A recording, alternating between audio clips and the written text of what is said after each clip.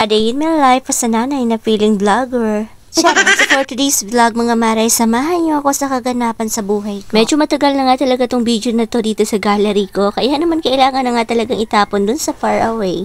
Charas. Far away? Ano daw? Yes mga mare, meron na naman nga lakad ang babaeng to for today's video. So ayan, nag-stop over muna nga talaga kami dito para nga antayin nga talaga si ate. So ayan, i-fast forward na nga talaga natin at ng time na nga talaga to ay dito na kami sa bayan ng Gubat. Dahil meron niya talagang pinuntahan si ate, ayan, at for the waiting nga talagang mga person. Syempre ano pa ba, edi mag-aantay tayo, ay sus.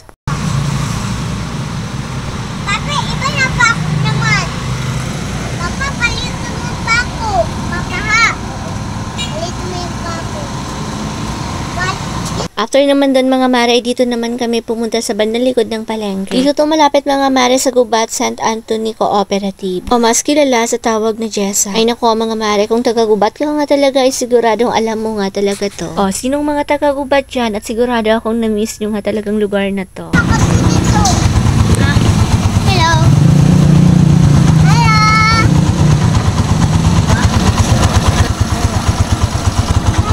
Malayo pa nga lang talaga si ate, eto natatanaw ko na nga talaga siya. Syempre mga mare, kasama na naman nga talaga itong si Baby Elise. Dito pala kami mga mare dumiretso sa may J&F Mall. So ayan, dumiretso nga talaga kami umakyat at dito nga talaga to sa second floor. Hindi ko nga talaga alam kung anong bibilihin ng mga to, pero eto sumama nga talaga ako sa kanila. Ewan ko ba sa kanila at para mag-window shopping lang. Chares. Ako mga mare, ako nga din pala ay nakapambahay lang. Sa taas lang kita.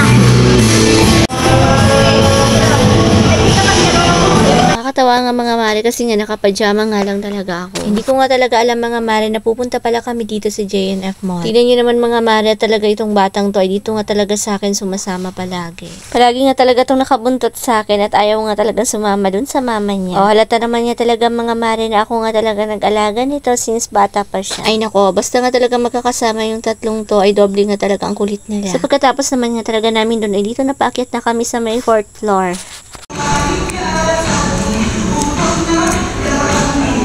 Ito.